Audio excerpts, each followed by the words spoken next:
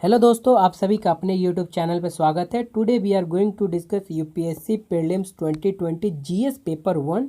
इसका पहला क्वेश्चन देखते हैं। ये सेट ए है।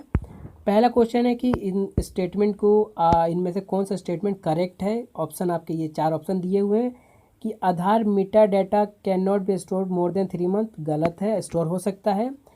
State can not enter into contract with private corporation for sharing of Aadhaar. देखिए, प्राइवेट कॉरपोरेशन को स्टेट जो है आधार शेयर नहीं कर सकता। स्टेट यानी कि जो कि आर्टिकल 12, आप आर्टिकल 12 पढ़ेंगे तो स्टेट के बारे में डिफाइन किया गया है, यानी कि पहला ये करेक्ट है। दूसरा, Aadhaar is mandatory for obtaining insurance पर, जरूरी नहीं है, यानी कि गलत है। Aadhaar is mandatory for getting a benefit funded out of consolidated fund. देखिए, कंसोलिडेटेड फंड चाहिए तो आधार जरूरी होता है योजना वगैरह के लिए। तो इसका करेक्ट आंसर बी है, यानी कि सेकेंड और फोर्थ, राइट। सेकंड क्वेश्चन देखते हैं अपन लोग। सेकंड क्वेश्चन है कि राज्यसभा और लोकसभा के बीच में क्या समानता है, क्या इक्वल पावर है। तो इनके पास अमेंडिंग कॉन्स्टिट्यूशन को अमेंड किया जा सकता है लोकसभा और राज्यसभा के द्वारा। ठीक, आर्टिकल 80 और 79 को आप एक बार पढ़िए लक्ष्मीकांत से। थर्ड क्वेश्चन क्या कहता है कि MPLED के बारे में क्वेश्चन। ये देखिए, ये न्यूज़ में रहा हुआ है क्वेश्चन है कि MPLED क्या है और इसके क्या बेनिफिट वगैरह, इनमें तो कौन सा आंसर करेक्ट है। देखिए, MPLED जो है पार्लियामेंट और लोकल डेवलपमेंट स्कीम है एक पार्लियामेंट का। तो इसमें कौन सा करेक्ट आंसर ये पूछा गया। देखिए, MPLED जो फंड है इसका यूज़ कहाँ होगा, तो इसका इंफ्रास्ट्रक्चर, हेल्थ, एजुकेशन, एसेट्स वगैरह पे यूज़ किया जाएगा बनाने के लिए, राइट। दूसरा जो है कि SC/ST पॉपुलेशन के लिए MP का जो फंड है वो यूज़ किया जाएगा थोड़े से पोर्शन। और चौथा जो है कि ये डिस्ट्रिक्ट अथॉरिटी जो है इंस्पेक्ट करेगी कि 10% जो है हर साल वर्क हो इस फंड का। तो इसका करेक्ट आंसर डी है, राइट। मे भी आंसर कोई गलत भी हो सकता है, तो आप लोग कमेंट करके ज़रूर मुझे बताएं, क्योंकि मैं आप ही लोगों की तरह एस्पिरेंट हूँ जो कि अगले साल में अटैम्प्ट दूंगा।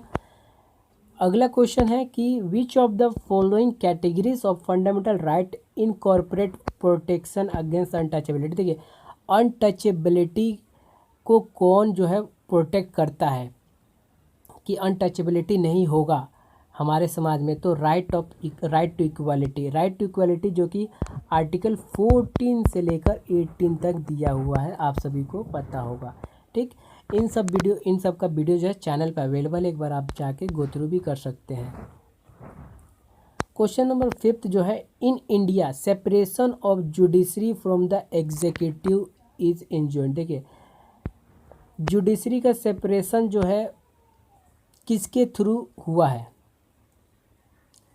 तो देखिए, अ डायरेक्टिव प्रिंसिपल, देखिए DPSP यानी कि जो directive principle of state policy है, इसमें जो है जुडिशरी का एग्जीक्यूटिव इंजॉइंट बताया गया है।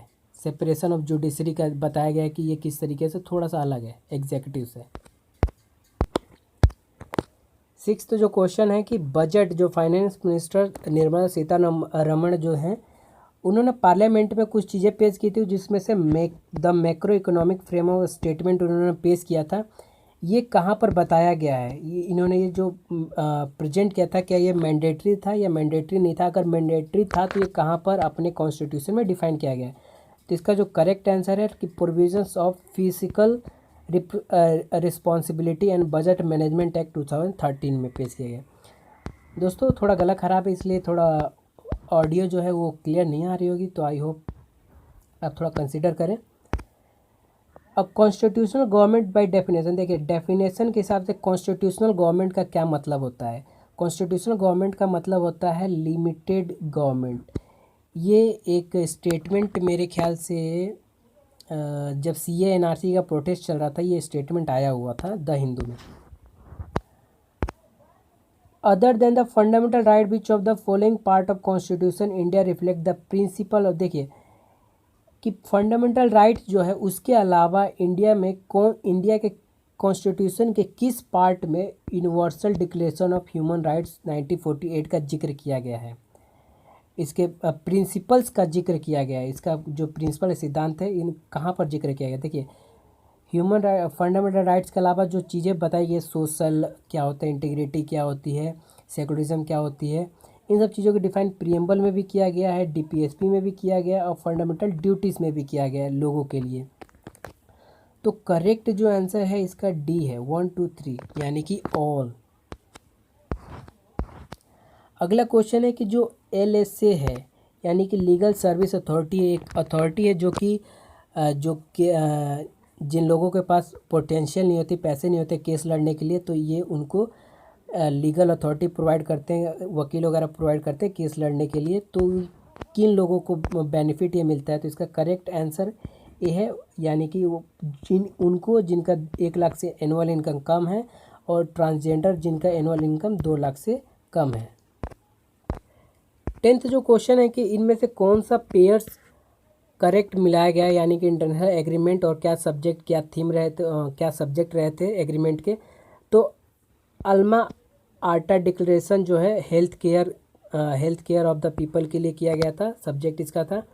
और तालानोवा डायलॉग जो है ग्लोबल क्लाइमेट के ऊपर ये बैठा हुआ था, राइट। तो ये दो एकदम करेक्ट बैठते हैं पेयर, यानी कि सी इसका करेक्ट आंसर है। 11th जो क्वेश्चन है पार्लियामेंट्री सिस्टम ऑफ गवर्नमेंट के बारे में बात करता है कि पार्लियामेंट्री सिस्टम का मतलब क्या है। तो देखिए इसका बी आंसर करेक्ट है। The government is responsible to the parliament, के लिए गवर्नमेंट रिस्पॉन्सिबल होता है और यहीं से रिमूव भी किया जा सकता है गवर्नमेंट को।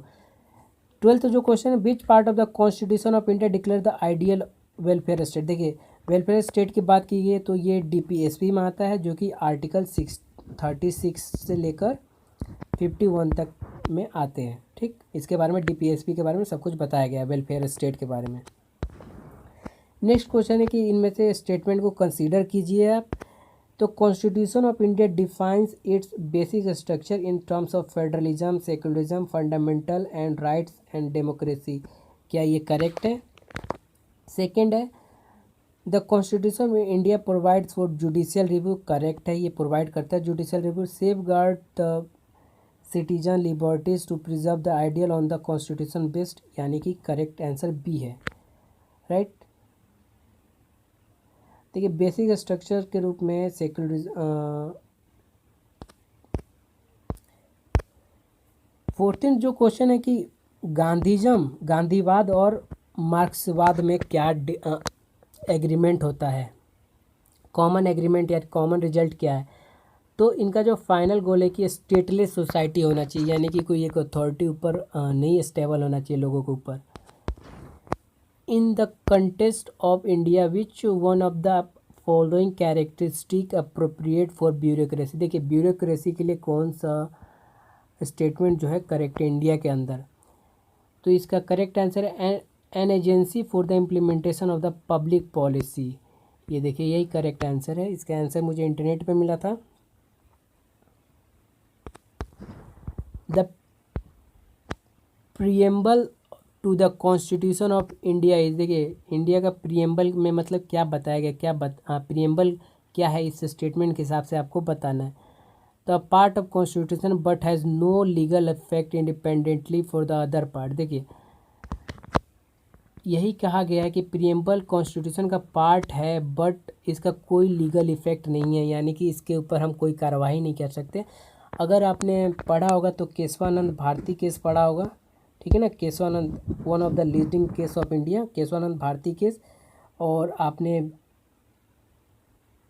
BR बोमई केस भी BM बोमई केस भी पढ़ा होगा आपने। केशवानंद भारती और SR बोमई, सॉरी वो SR बोमई केस आपने पढ़ा होगा, जिसके ऊपर ये सब केसेस वगैरह हुई थी। और री बिरुबेरी भी केस आप लोगों ने पढ़ा होगा। तो ये सब प्रियम्बल से रिलेटेड केसेस हैं, तो आप लोग ध्यान रखें इन सब चीज़ों को कि इसका कोई लीगल इफेक्ट नहीं होता प्रियम्बल का इंडिया के अंदर। तो इसका करेक्ट आंसर डी है। नेक्स्ट क्वेश्चन है गोल्ड ट्रांचे रेफर्स टू, गोल्ड ट्रांचे क्या है। तो ये क्रेडिट सिस्टम है जो कि इंटरनेशनल मॉनेटरी फंड के द्वारा मेंबर्स को मिलता है with the reference to the provision content in part 4। देखिए पार्ट 4 ऑफ द कॉन्स्टिट्यूशन के अंदर क्या है, इसमें से कौन सा करेक्ट है। पार्ट 4 के अंदर देखिए जो पार्ट 4 के अंदर वो क्या है वो पहले देख लेते हैं। तो आर्टिकल 36 से लेकर 51 की बात करते हैं, यानी कि डीपीएसपी की यहाँ पर बात हो रही है। तो पार्ट 4 के अंदर बोला जा रहा है कि ये स्टेटमेंट कैसे करेक्ट होगा कि क्या डीपीएसपी जो है इन्फोर्सेबल कोर्ट के द्वारा इन्फोर्स किए जाएंगे? बिल्कुल नहीं होता भैया, कोर्ट के द्वारा इन्फोर्स नहीं किया जाता। They shall not be enforceable by any court, यानी कि ये करेक्ट स्टेटमेंट है। सेकंड वाला, the principle laid down in the part this influence the making of laws by the state, के द्वारा लॉ बनाया जाएगा, जो आर्टिकल 12 में डिफाइन किया जाता है स्टेट का मतलब। तो करेक्ट आंसर इसका डी है, राइट। नेक्स्ट क्वेश्चन के ऊपर बात करते हैं कि स्टेटमेंट दिया हुआ इसमें से कौन सा स्टेटमेंट करेक्ट है, ये आपको बताना है। अकॉर्डिंग टू कॉन्स्टिट्यूशन के हिसाब से कोई व्यक्ति जो है एलिजिबल है मिनिस्टर बनाने का, और वो मेंबर नहीं है किसी भी लेजिस्लेचर ऑफ द स्टेट का। क्या ये स्टेटमेंट करेक्ट है? तो ये स्टेटमेंट 100% करेक्ट है, ठीक। तो इसका आंसर ए है। ये सेकंड वाला गलत है, क्योंकि यहाँ पर दिया हुआ है कि रिप्रेजेंटेंट्स, यहाँ पर कोई एक कैदी के बारे में दिया कि एक कैदी है और वो बाहर निकल जाता है, 5 साल के बाद बाहर निकल जाता है, तो क्या वो डिस्क्वालीफाइड हो जाएगा उसका कंटेस्ट लड़ना, इलेक्शन लड़ना? तो ये गलत है, डिस्क्वालीफाइड नहीं होता वो। देखिए अगला क्वेश्चन है कि प्रेसिडेंट ऑफ इंडिया के प्रिविलेजेस की बात की गई है, यानी कि आर्टिकल 361 में प्रेसिडेंट ऑफ इंडिया के प्रिविलेजेस के बारे में बताया गया है। तो यहाँ पर कहा गया कि प्रेसिडेंट समन किसी भी जगह पे जैसा सोचे, जो उसको ठीक लगेगा, टाइमिंग वगैरह वो अपने हिसाब से बुला सकते हैं, यानी कि पहला करेक्ट है। दूसरा जो constitution of India provides for 3 session of parliament in year but not mandatory to conduct all 3 session, ये गलत है। सेकेंड जो है देयर इज, इनको कंडक्ट करना पड़ता है। सेकेंड थर्ड जो है there is no minimum numbers of days that parliament required to meet in the year, ये भी करेक्ट है, यानी कि इसका करेक्ट आंसर जो है सी है। नेक्स्ट जो है कि हिस्ट्री के अंदर का क्वेश्चन आ गया कि इनमें से कौन सा पेयर सही है। औरंग in charge of treasury of the state और बनियान, ये जो एक पोस्ट है और इनके बारे में दिया गया है कि स्टेटमेंट करेक्ट है या सही है, गलत है सही है, आपको ये बताना है। तो आपको बताता हूँ कि ये गलत स्टेटमेंट। बनियान जो है वो Indian agent of the east India company, देखिए इंडियन एजेंट था ईस्ट इंडिया कंपनी का, ये आपको लुसेंट के अंदर मिल जाएगा। और मिरासीधर जो था ये रेवेन्यू प्लेयर था स्टेट के अंदर, यानी कि करेक्ट आंसर बी है। ये दोनों आपको जो टर्म है ये लुसेंट के अंदर मिल जाएगा जब आप हिस्ट्री पढ़ेंगे तो। With the reference of the religious history, देखिए रिलीजियस हिस्ट्री के बारे में, यानी कि एंशियंट टाइम की हिस्ट्री और बुद्धिज़्म से रिलेटेड क्वेश्चन भी एक आया हुआ है यहाँ पर। इस क्वेश्चन के अंदर ये बताया गया है कि सथा विराधिनी belongs to the Mahayana Buddhism, ये जो टर्म है ये जो बुद्धिज़्म को 2 सेक्टरों में डिवाइड किया गया था, महायानम और हीनयानम। तो इनमें से इससे बिलोंग करता है कि नहीं करता, जब हिस्ट्री को पूरा पढ़ेंगे तो पता चलेगा, राइट। और सेकेंड है Lokottaravadin is the sect offshoot of the Mahasanghika of the Buddha. देखिए लकोटाराविधन जो सेक्ट है वो ऑफशूट है किसका? महासंघिका सेक्ट ऑफ बुद्धिज़्म का, यानी कि ये करेक्ट है। और जो सेकेंड है defecation of Buddha by the Mahasanghika fostered the Mahayana Buddhism, देखिए महायाना बुद्धिज़्म का फोस्टर था, यानी कि इसका करेक्ट आंसर थर्ड बी है। और देखिए जो सथा बीरावदिना जो था ये हिनयानम से ये बिलोंग करता है, ठीक है ना। तो ये इस चीज़ को भी आपको ध्यान देना है। अगला क्वेश्चन है which of the following statement correctly explain the impact of industrial revolution के बारे में इंडिया के अंदर बात करता है 19th सेंचुरी, यानी कि मॉडर्न हिस्ट्री भी पूछा गया है इसके अंदर। इस मॉडर्न हिस्ट्री में क्या है कि इंडियन हैंडीक्राफ्ट वेयर रूड। देखिए जब 19th सेंचुरी जब आया था तो अंग्रेज़ों ने ज़बरदस्ती क्या नील की खेती कराना स्टार्ट कर दिया था, कॉटन वगैरह का खेती कराना स्टार्ट कर दिया था, उनको जो अच्छा लग रहा था उनकी खेती वो करवा रहे थे। तो यहाँ पर इंडियन हैंडक्राफ्ट जो इंडस्ट्री थी वो पूरी तरह से ख़त्म हो गई थी, बर्बाद हो गई थी, ठीक। नेक्स्ट क्वेश्चन है consider the following event in the history of India. India के अंदर इनमें से कौन सा हिस्ट्री क्रोनोलॉजी बताना है, क्या बताना है? कालक्रम बताना है इसके अंदर। तो देखिए सबसे पहले जो था एस्टेब्लिज्म पल्वास, पल्वास पावर में आए, महेंद्र वर्मन फर्स्ट, ठीक है ना। पल्वा का महेंद्र वर्मन साउथ के इंडिया, साउथ के साइड में आए। और उसके बाद जो थे पाला डायनेस्टी बाय गोपाला, जो कि बंगाल और बिहार के रीजन में उन्होंने स्टार्ट किया अपना फाउंडेशन।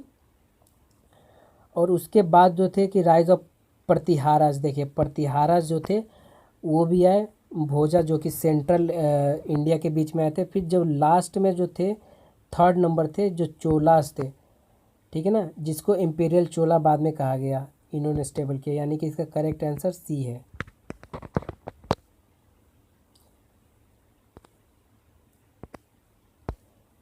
देखिए जो ये वाला क्वेश्चन था ना 24th वाला, इन सब के ऊपर मैंने क्रोनोलॉजी वाइज मैंने एक वीडियो बनाया हुआ है हिस्ट्री का, आप लोग वॉच कर लीजिएगा। सेकंड है कि हुंडी पोस्ट जो हर्षा पीरियड था वो किस चीज़ से रिलेट करता है, तो हुंडी बिल ऑफ एक्सचेंज होता था, कुछ बिल्स वगैरह होते थे, एक्सचेंज किए जाते थे हर्षा के टाइम पे।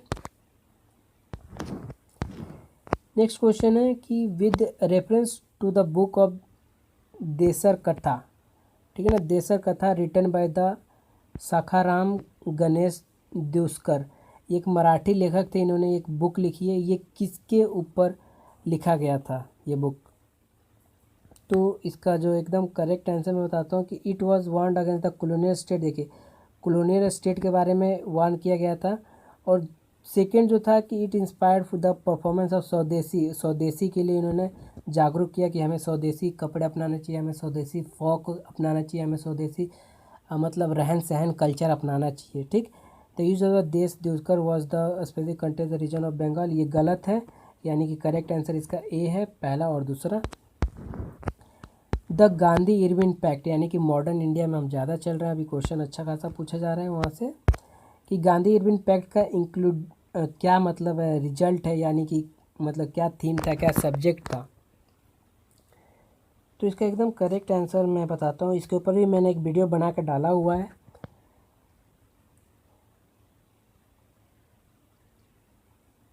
देखिए invitation to Congress to participate in round table, देखिए गांधी इरविन राउंड टेबल में पार्टिसिपेट करने के लिए बुलाया गया, ये बात तो सही है, आप लोगों ने पढ़ी होगी। तो सेकेंड जब था withdrawal of ordinance promulgated in connection with the civil disobedience movement, ये भी ठीक था कि इसका विड्रॉल किया जाएगा। और फिर इसके बाद acceptance of Gandhi suggestion for the inquiry into police excess, गलत था ये चीज़।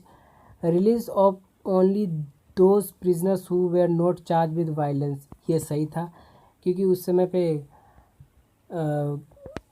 कुछ चल रहा था, जैसे भगत सिंह वगैरह हो गए जिनको अरेस्ट कर लिया गया था, तो गांधी इरविन पैक्ट समझौते के बीच में इनको भी कहा गया था छोड़ दिया जाए, लेकिन कोई बात नहीं माना गया। बहुत बड़ी स्टोरी यहाँ बनती है, तो इसका जो करेक्ट आंसर है बी है। नेक्स्ट क्वेश्चन है कि जो विट्ठल विध्वंसक जो एक मंथली जर्नल था, ये किसके द्वारा पब्लिश किया जाता था, तो ये गोपाल बाबा वालंकार के द्वारा पब्लिश किया जाता था। नेक्स्ट क्वेश्चन है with the reference to the history of India the term Koliyappa और द्रोणियप्पा, ये साउथ इंडियन द्रविड़ वर्ड है, ये किस चीज़ में यूज़ किए जाते थे, तो ये मेजरमेंट ऑफ लैंड है। जब आप पढ़ेंगे चोलास पढ़ेंगे, पांड्यास पढ़ेंगे, चेरास पढ़ेंगे, तो ये सब कहीं ना कहीं वर्ड आते हैं, लुसेंट के अंदर भी आप सबको मिल जाते हैं। Who among the following rulers advice is subject through this inscription? इस जो ये इंस्क्रिप्शन लिखा गया है, यानी कि ये जो स्टेटमेंट लिखा गया है, ये किस रूलर के एडवाइस का लिखा गया है, यानी कि किस रूलर का ये जो एडवाइस है सब्जेक्ट है, ये क्या लिखा गया, पहले हम ये देख लेते हैं एक बार। यहाँ पर एक रूलर ने एडवाइस लिखा है, वो उस रूलर का नाम अशोका है। उन्होंने ये लिखा है कि कोई भी व्यक्ति जब कुछ ज़्यादा अपने रिलीजियस के बारे में ज़्यादा डिवोटी बन जाता है, अपने गॉड के बारे में, अपने रिलीजियस के बारे में ज़्यादा सोचने लगता है और दूसरे को फलने फूलने नहीं देता, उसके बारे में बुरा करने लगता है या उसको चोट पहुंचाने की कोशिश करता है, उन्होंने ये अपना विचार लिखा है इस इंस्क्रिप्शन में, तो ये अशोका के द्वारा लिखा गया है ये विचार। नेक्स्ट क्वेश्चन है कि परमितास का क्या मतलब है, तो परमितास का मतलब है perfection whose attainment led to the bodhisattvas path, यानी कि बोधिसत्वास के पद पे चलना। नेक्स्ट क्वेश्चन है 32, इन the context of Indian history के अंदर रखम बाई केस 1884 के अंदर क्या हुआ था। तो इसके अंदर देखिए age of consent of marry of women और रिस्टिट्यूशन ऑफ कॉन्जुगल राइट, जो कॉन्जुगल राइट्स होते हैं, मैरिज के राइट होते हैं वुमेन्स को, उसको मिले थे कि लड़कियों की कंसेंट होनी चाहिए और साथ ही साथ उनकी राइट होनी चाहिए विवाह करने के लिए, यानी कि इसका करेक्ट आंसर बी है। नेक्स्ट क्वेश्चन है कि indigo cultivation in India decline by the beginning of 20वीं सेंचुरी के शुरुआत में इंडिगो की डिक्लाइन होने लगी थी खेती वगैरह। तो नीचे ऑप्शन दिए गए, इस ऑप्शन में से कौन सा आंसर करेक्ट है। इसमें करेक्ट आंसर की unprofitability in the world market because new invention, बहुत सारे न्यू इन्वेंशन हो गए थे तो प्रॉफिट नहीं बन रहे थे मार्केट के अंदर, इंटरनेशनल मार्केट के अंदर, तो ये अंग्रेज़ों ने एक्सपोर्ट इंपोर्ट करना कम कर दिया। Wellesley stable the Fort William, और साथ ही साथ यहाँ पर ये भी मैं आपको बता दूँ कि जर्मनी में बहुत ज़्यादा इंडिगो की खेती होने लगी थी, जिस कारण कि पहला नंबर उनको वहाँ पर शिपिंग चार्जेस वगैरह कम पे करने पड़ते थे और इंडिया से ले जाने में शिपिंग चार्जेस उनको ज़्यादा लगते थे और सिक्योरिटी ज़्यादा रखनी पड़ती थी और ज़्यादा सामान दूर ले जाने पे ख़राब होने का भी डर लगने लगता था, इसलिए इंडिया के अंदर डिक्लाइन हो गया इंडिगो और जर्मनी के अंदर बहुत ज़्यादा बढ़ गया। Wellesley establish the Fort William college at Calcutta, देखिए लॉर्ड वेल्सले ने फोर्ट विलियम कलकत्ता कॉलेज क्यों बनाया था। इसका डायरेक्ट आंसर है कि he wanted to train British civilians for administrative purpose in India, देखिए जो ब्रिटिशर्स थे उनको इंडिया के लिए तैयार करना कि इंडिया में how they work. Next question है कि इंडियन हिस्ट्री में उलगुलैन और ग्रेट तुमलुक किस इवेंट से जो है डिस्क्राइब किए जाते हैं। तो बिरसा मुंडा इवेंट रिवोल्ट से इनके अंदर ये नाम दो जाने जाते हैं, ये एक ही नाम मतलब जाने जाते हैं। जो सेकेंड 36 क्वेश्चन है कि स्कॉलर और लिटरेचर जो एंशिएंट इंडिया के टाइम में थे, इसमें से कौन सा स्टेटमेंट करेक्ट है। इसका करेक्ट आंसर है सी, कि जो अमर सिन्हा थे वो हर्षवर्धना के टाइम पे स्कॉलर थे। नेक्स्ट क्वेश्चन देखते हैं। नेक्स्ट क्वेश्चन है in the contest recent advance in human reproductive technology pro nuclear transfers use, देखिए प्रो न्यूक्लियर ट्रांसफ़र जो कि रिप्रोडक्टिव टेक्नोलॉजी लॉन्च हुई है वर्ल्ड वाइड के अंदर, वो किस चीज़ के लिए यूज़ किया जाता है। तो इसका डायरेक्ट और करेक्ट आंसर है, ये करंट अफेयर क्वेश्चन है, तो करेक्ट आंसर है prevention of mitochondrial disease in of spring, कि जो माइटोकॉन्ड्रिया है उसके अंदर जो भी डिजीज़ होती हैं, जो ऑफ स्प्रिंग है, जो बच्चे पैदा होने वाले, उसको प्रिवेंट किया जा सके, ठीक है। और माइटोकॉन्ड्रिया को पावर हाउस ऑफ सेल कहा जाता है, इसको आप ध्यान में रखिए।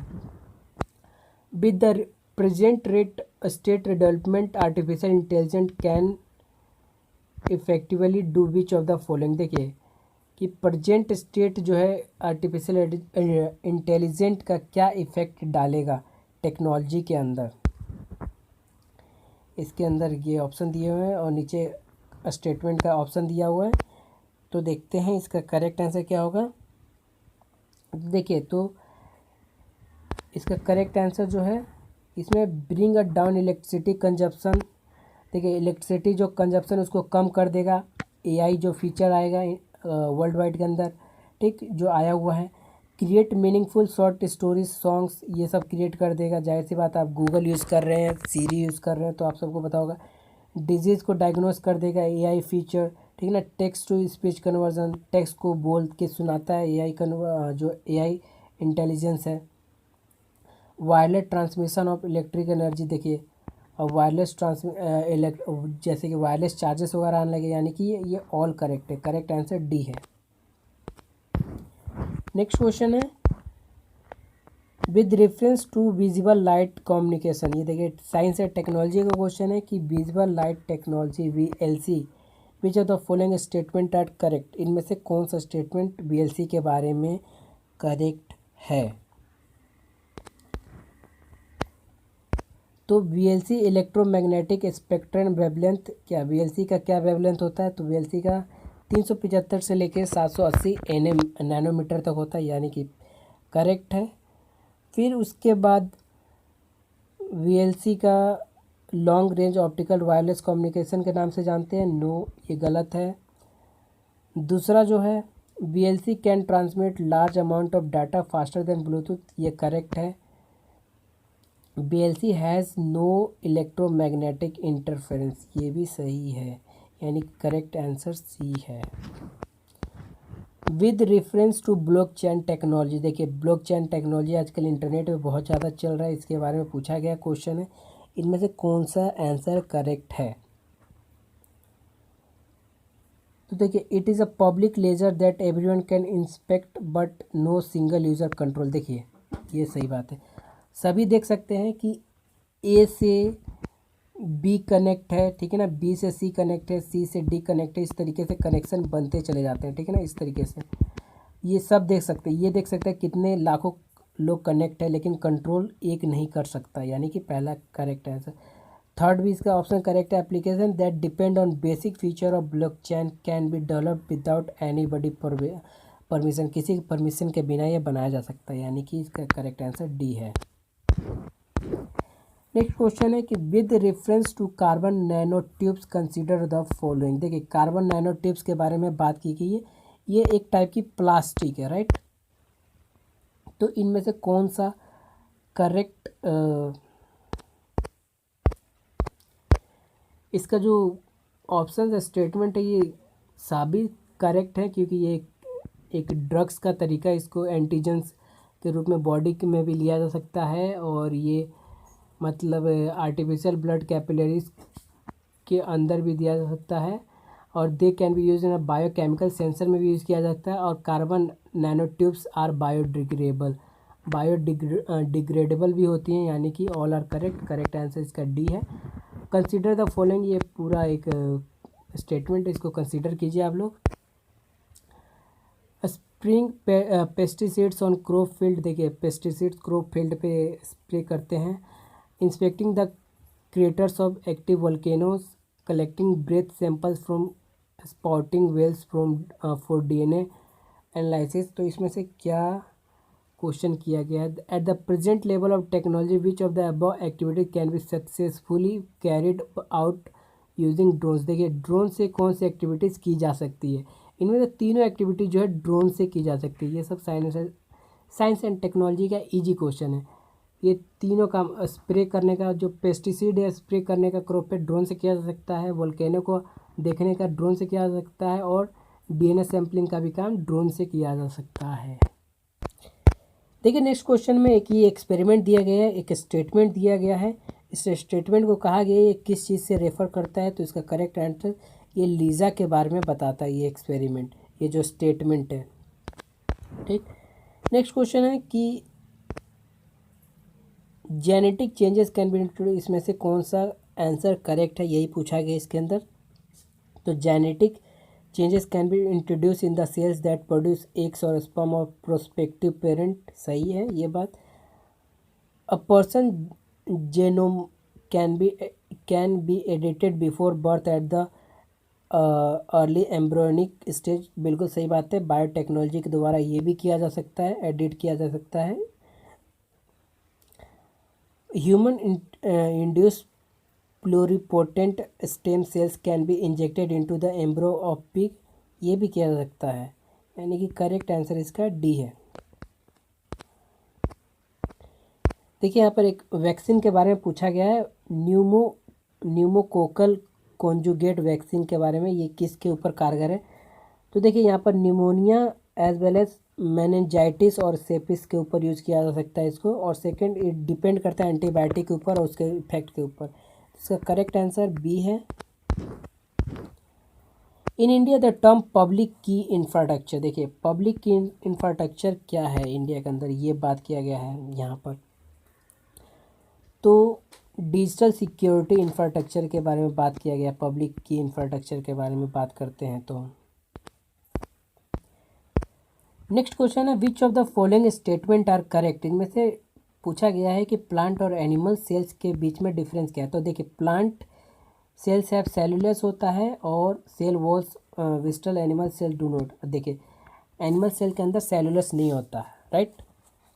सेकेंड है plant cell do not have plasma, ये रॉन्ग है स्टेटमेंट, यानी कि पहला स्टेटमेंट अभी करेक्ट है। Mature plant cell has one large vacuole विसल्ट, animal cell has many small vacuoles, right.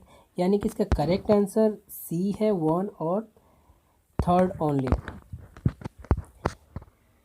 Next question है कि which of the following are reason factors to exposure to benzene pollution. देखिए benzene के बारे में बात की, बेंजेन पॉल्यूशन जो है कहाँ से फैलता है। तो देखिए ऑटोमोबाइल एग्जॉस्ट से, यानी कि ऑटोमोबाइल से जो भी धुआं धक्कड़ निकलता है, टबैको से, वुड बर्निंग से, यूजिंग वार्निश्ड वुड फर्नीचर से, using product made of urethane से। तो इसका करेक्ट आंसर डी है। इस पे आप मतलब सबसे फैलता है benzene pollution.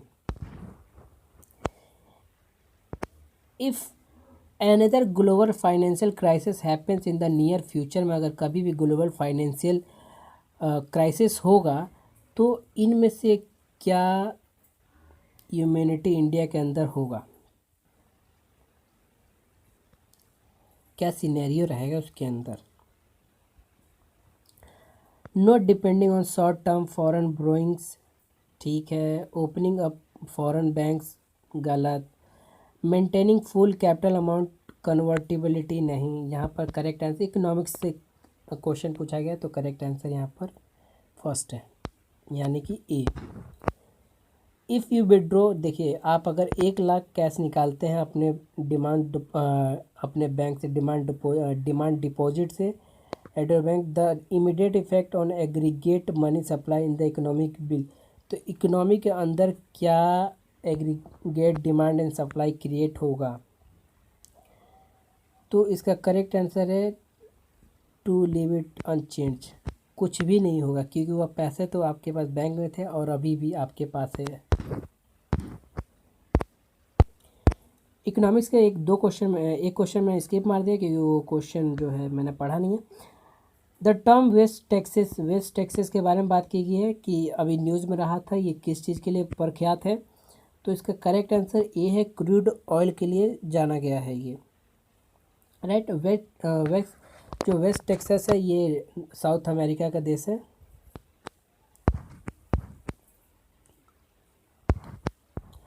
In the context of the Indian economic non financial डेब्ट include which of the following. देखिए मैं आपको पहले बता दूं कि थोड़ा इकोनॉमिक्स मैंने पढ़ा नहीं है तो मैं ये डिस्कशन नहीं करूंगा आपके साथ। 63 क्वेश्चन है कि किस फैक्टर की वजह से, किस पॉलिसी की वजह से कि राइस का जो प्राइस है वो इफ़ेक्ट करता है। तो देखिए जो एसएमपी है उसकी वजह से, एमएसपी है उसकी वजह से, गवर्नमेंट ट्रेडिंग उसकी वजह से, गवर्नमेंट स्टॉक पाइलिंग है और कंज्यूमर सब्सिडीज उसकी वजह से, यानी कि डी की वजह से प्राइस ऑफ राइस हाई और लो होता है। कंसिडर द फॉलोइंग स्टेटमेंट, ये स्टेटमेंट दिया गया है, इसको कंसिडर कीजिए, इसमें से कौन सा स्टेटमेंट करेक्ट दिया गया है।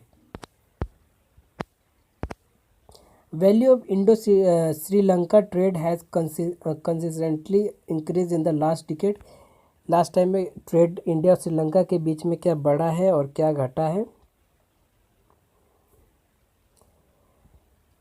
तो टेक्सटाइल, तो यहाँ पर कुछ नहीं हुआ इसमें। Textile and textile articles constitute an important item और trade between India and Bangladesh, ये ठीक है, ये ठीक हुआ, यानी कि करेक्ट आंसर इसका बी है। नेक्स्ट क्वेश्चन की बात करते हैं कि G20 के अंदर इनमें से कौन से ग्रुप के कंट्री जो हैं G20 के अंदर सम्मिलित हैं। तो इसका करेक्ट आंसर डायरेक्ट है, ऑस्ट्रेलिया, कनाडा, मलेशिया और न्यूजीलैंड G20 के अंदर सम्मिलित है। इसके अलावा 16 और देश है इसके अंदर। Under the Kisan credit scheme short term credit support is given to the farmers which of the following purpose. देखिए फार्मर को किस पर्पज़ के लिए लोन दिया जाएगा किसान क्रेडिट कार्ड के तहत। Working capital of maintenance of the farm assets, किस चीज़ों के लिए। तो इन सब चीज़ों को आपको एक बार पढ़िए और पढ़ने के बाद इसका आंसर डायरेक्ट आपको आ जाएगा। पहला ये करेक्ट है। Purchase of combine harvester tractor and mini tractor, इसके लिए नहीं दिया जाएगा लोन, किसान क्रेडिट कार्ड पर इसके लिए नहीं दिया जाएगा, ठीक है ना। Consumption requirement of farm house, इसके लिए दिया जाएगा, राइट। सेकेंड जो है पोस्ट हार्वेस्ट एक्सपेंसेस इसके लिए दिया जाएगा। कंस्ट्रक्शन ऑफ फैमिली हाउसेज इसके लिए भी नहीं दिया जाएगा, यानी करेक्ट आंसर बी है। नेक्स्ट क्वेश्चन भी देखते हैं, ये इकोनॉमिक्स से क्वेश्चन रिलेटेड है कि सीपीआई जो कंज्यूमर इंडेक्स प्राइस है, डब्ल्यूपीआई जो होलसेल प्राइस है, इनके बारे में कौन सा करेक्ट स्टेटमेंट कहा गया है। तो करेक्ट स्टेटमेंट इसके अंदर weightage of food in consumer price index is higher than the WPI, यानी कि सही बोल रहा है।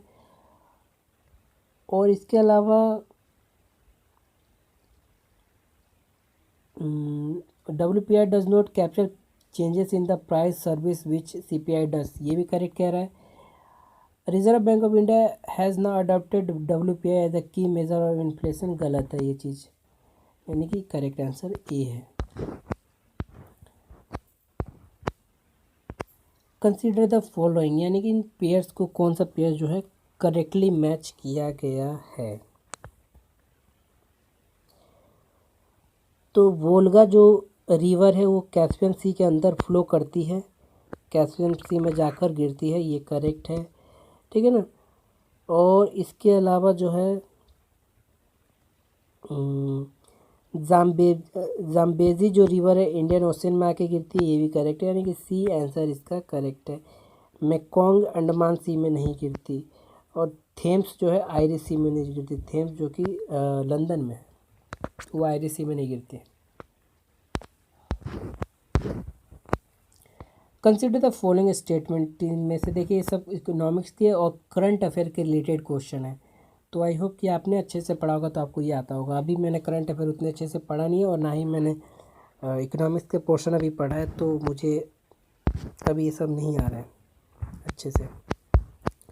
With reference to the cultural history of India, देखिए कल्चरल हिस्ट्री ऑफ इंडिया के बारे में क्वेश्चन यहाँ पर पूछा गया, यानी कि एंशिएंट इंडिया के क्वेश्चन आए हुए हैं यहाँ पर।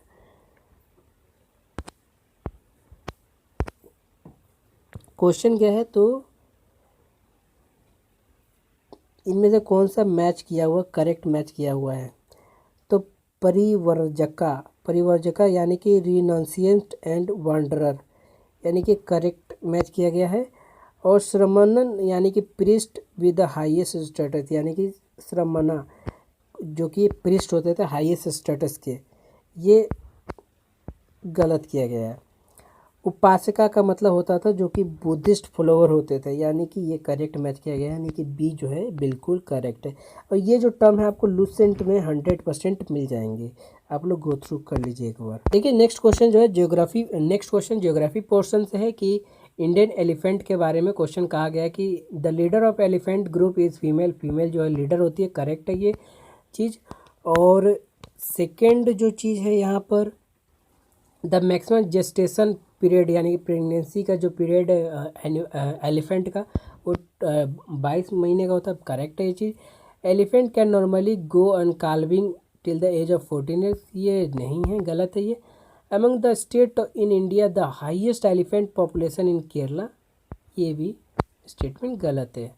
हाईएस्ट एलिफेंट जो है आप सभी को सिंपली पाल नेशनल पार्क उड़ीसा में मिलेंगे, ठीक है ना, जो कि करेक्ट आंसर यहाँ पर ए है। Which of the following protected area are located in Kaveri basin, जो कावेरी जो दक्षिण भारत है वहाँ पर कावेरी बेसिन में कौन सा प्रोटेक्टेड एरिया आपको मिलेगा। तो ये सेंचुरी दिया हुआ है, रिजर्व पार्क दिए हुए हैं, इनमें से आपको आंसर बताना है करेक्ट। तो देखिए नागरहोल नेशनल पार्क तो है ही है वहाँ पर, ठीक है ना। पापी कोंडा नेशनल पार्क, ये भी कावेरी बेसिन में स्थित, ये कावेरी बेसिन में पापी कोंडा नेशनल पार्क नहीं है, ठीक। सत्यम मंगलम टाइगर रिजर्व, सत्यम मंगलम टाइगर रिजर्व ये कावेरी बेसिन में है। और वायनाड सेंचुरी ये भी कावेरी बेसिन में है, यानी करेक्ट आंसर सी है। अगर कोई भी आंसर गलत होता है तो आप लोग कमेंट करके ज़रूर बताएं, क्योंकि आप जो देख रहे हैं वो मेरे से बड़े भाई लोग होंगे, जो और भी देख रहे हैं वो मेरे बराबर के होंगे, और आई होप कि आप सबको ये पसंद आए। With reference to India's biodiversity, Ceylon, frogmouth, coppersmith, barbet, grey chinned और minivet and white throat redstart are, ये सब किस चीज़ के प्रजाति हैं बायोडाइवर्सिटी के अंदर, इंडिया के अंदर? तो बहुत अच्छा क्वेश्चन पूछा है, जो कि ये करंट अफेयर में भी क्वेश्चन रहा है। ये बर्ड्स के प्रजातियां हैं, ठीक। Which of the following protected area is well as known as a conservation of sub species Indian swamp deer barasingha वगैरह के बारे में बताया गया है कि ये एक्सक्लूसिवली कहाँ पर पाए जाते हैं, किस नेशनल पार्क में? तो इसका correct answer, Kanha national park में आपको बारहसिंगा देखने को मिल जाएंगे। Steel slag can be material for which of the following, देखिए स्टील स्लैग किस चीज़ के मटेरियल से,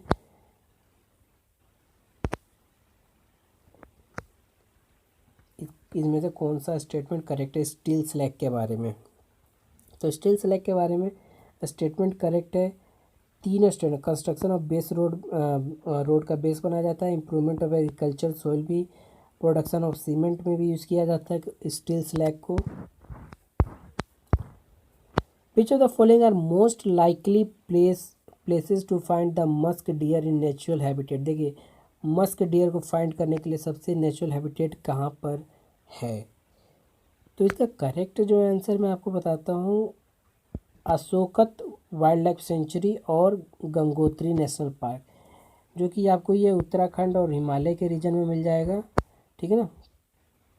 करेक्ट आंसर इसका 1 और 2 है। In rural road construction the use of which of the following is prefer to ensure environmental sustainability to reduce carbon footprint, देखिए ये सब आपको ज्योग्राफी के क्वेश्चन पूछे जा रहे हैं यहाँ पर।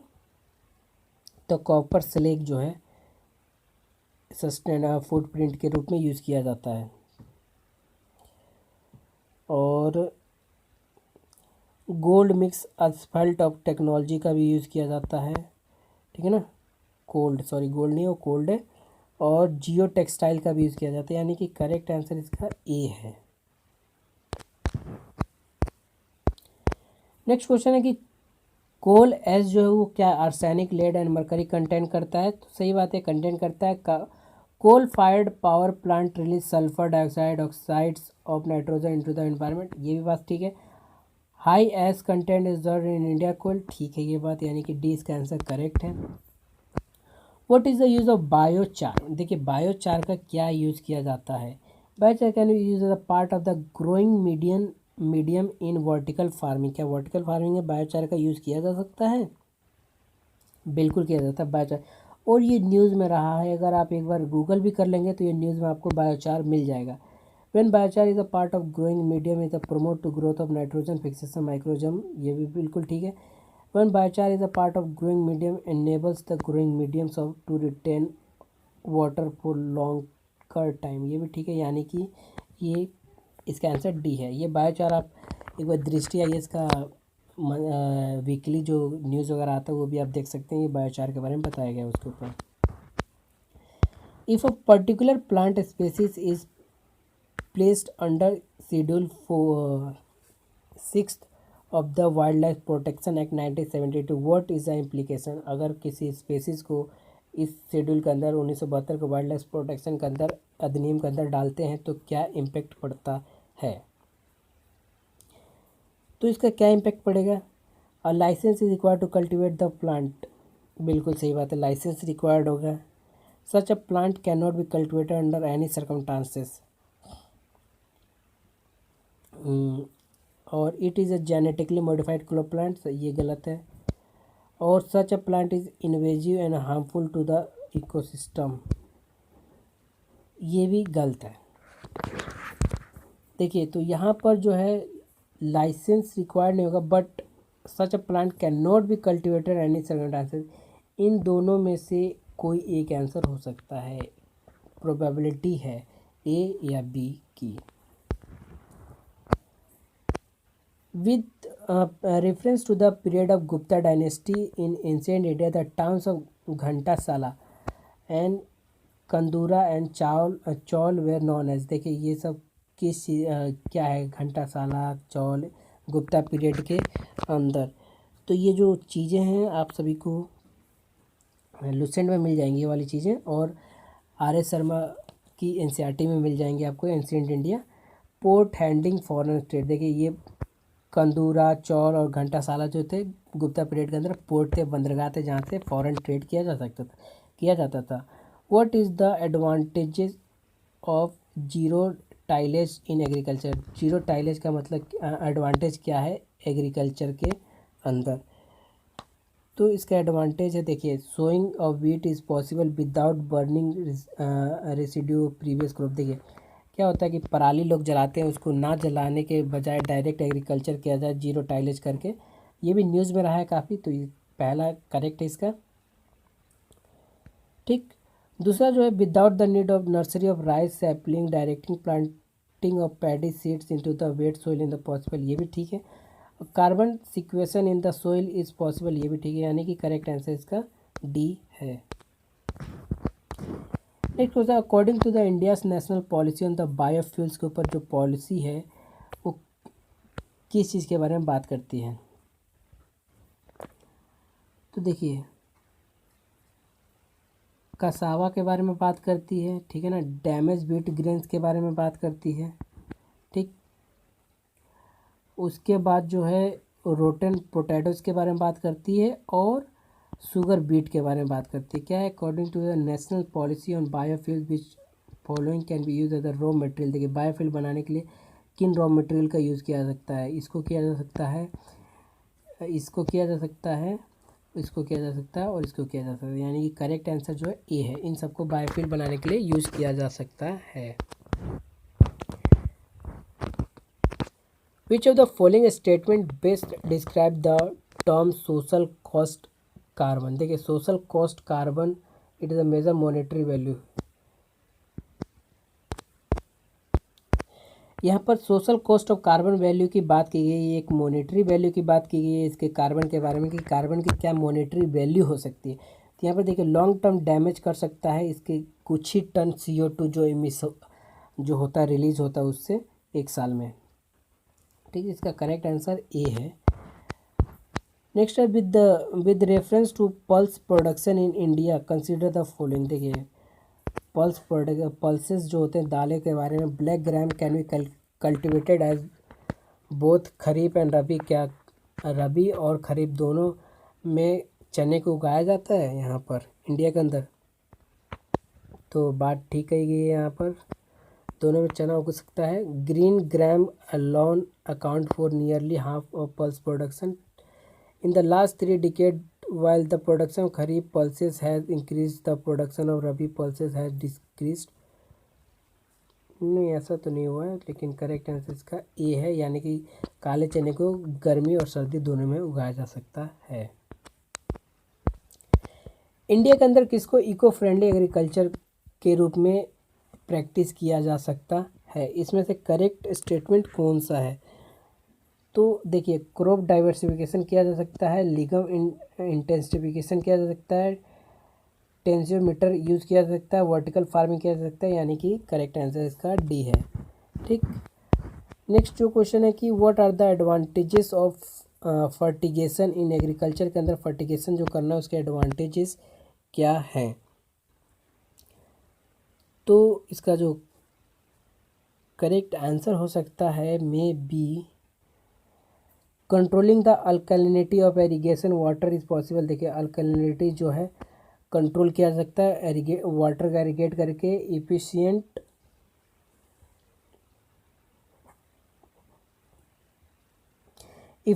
Efficient application of rock phosphate and all other phosphatic fertiliser is possible. ये भी ये नहीं किया जा सकता है, ठीक है ना, इफिशियंटली नहीं किया जा सकता है फॉस्फेट को। Increase availability of nutrition to plant is possible. देखिए न्यूट्रिएंट्स बढ़ाया जा सकता है प्लांट का, ठीक है ना। और reduction in the leaching of chemical nutrients is possible. देखिए रिडक्शन किया जा सकता है जो केमिकल न्यूट्रिएंट्स हम यूज़ करते हैं, ठीक है ना। करेक्ट आंसर इसका सी होगा। फिर कंसीडर द फॉलोइंग मिनरल्स। देखिए कुछ मिनरल्स दिए हुए हैं, इसको कंसीडर करिए कि in India which of above is are official designated as a major mineral. Major minerals India के अंदर इनमें से किसको बताया गया है? इसका डायरेक्ट आंसर डी है क्यों, कि क्रोमाइट को, ठीक, काइनाइट को और सिलेमेनाइट को बताया गया है ये मेजर मिनरल्स है इंडिया के अंदर। विद रेफरेंस टू OMT यानी कि ocean mean temperature which of the following statement are correct. ये जो है करंट अफेयर में भी स्टेटमेंट रहा है, ये जो क्वेश्चन है करंट अफेयर में भी मान के चलिए रहा है OMT,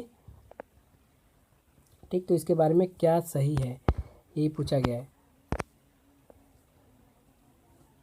OMT measured up to the depth of 20 celsius isotherm in 129 metre in the south west Indian ocean during January March. क्या ये किया गया था।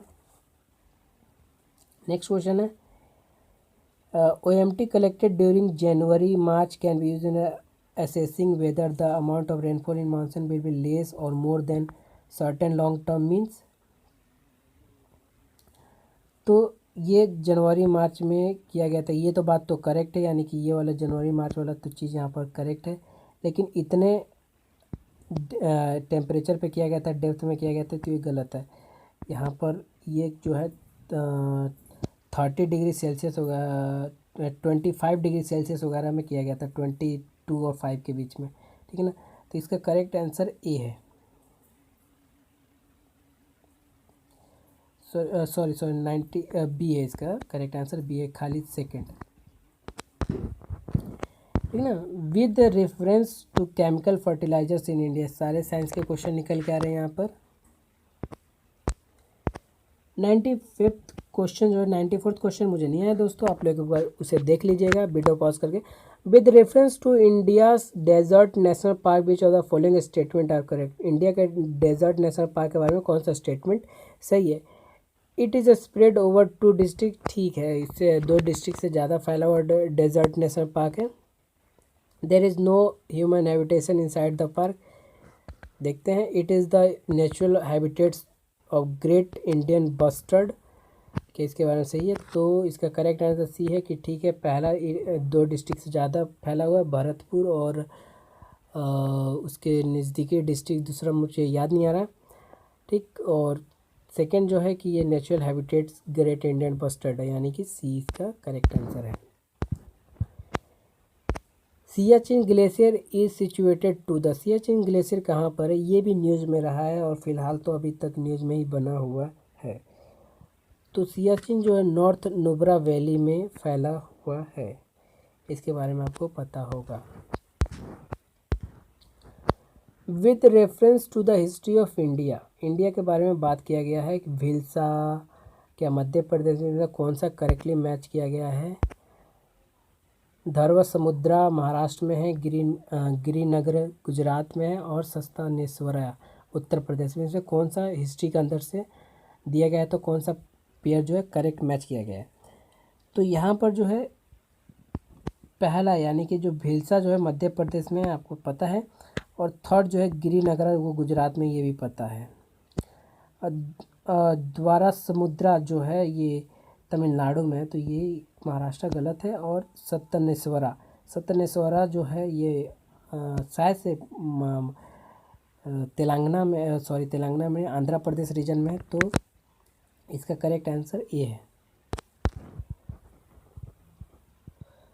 कंसिडर द फॉलोइंग स्टेटमेंट, ये स्टेटमेंट दिया गया है, ये भी एक स्टेटमेंट जो है किसी एक्ट के बारे में दिया गया है, इन्वायरमेंट, यानी कि साइंस और टेक्नोलॉजी से, साइंस से और इन्वायरमेंट से रिलेटेड क्वेश्चन है, तो ये मैंने पढ़ा नहीं है, आप लोग एक बार देख लीजिए उसे। Consider the following statement, jet streams occurs in the north, ये जियोग्राफी का क्वेश्चन है, जेट स्ट्रीम के बारे में क्वेश्चन है। यहाँ पर इसमें से कौन सा स्टेटमेंट करेक्ट है ये बताने के लिए कहा गया यहाँ पर। Jet streams occurs in the north hemisphere only some cyclones develop an eye. The temperature inside the eye of the cyclone is nearly 10 degrees lesser than that of the surroundings. तो इसका जो करेक्ट आंसर होगा यहाँ पर देखिए कि जो only some cyclones can develop on eye, ठीक है, डेवलप एन आई, ठीक है ना, करेक्ट आंसर इसका सी है। 100 जो क्वेश्चन है एकदम लास्ट क्वेश्चन है, among the following tiger reserve which one has the largest area under critical tiger habitat. देखिए कौन सा क्रिटिकल टाइगर हैबिटेट के अंदर कौन सा एरिया आता है, इनमें से कौन सा टाइगर रिजर्व है। तो करेक्ट आंसर जो है इसका सी है, नागार्जुन सागर सरिसैलम। नागार्जुन सागर सरिसैलम ये शायद से आंध्र प्रदेश का रीजन है। इनमें से कौन सा टाइगर रिजर्व जो है जो सबसे ज़्यादा बड़ा एरिया क्रिटिकल हैबिटेट में आता है, क्रिटिकल यानी कि बहुत ही दयनीय हालात में आता है, तो ये वाला एरिया है, आप लोग ध्यान में रखिए। आई होप कि आपको ये वीडियो अच्छी लगे तो लाइक कर दीजिए और शेयर कर दीजिए। धन्यवाद दोस्तों, आई होप आपका रिजल्ट अच्छा है।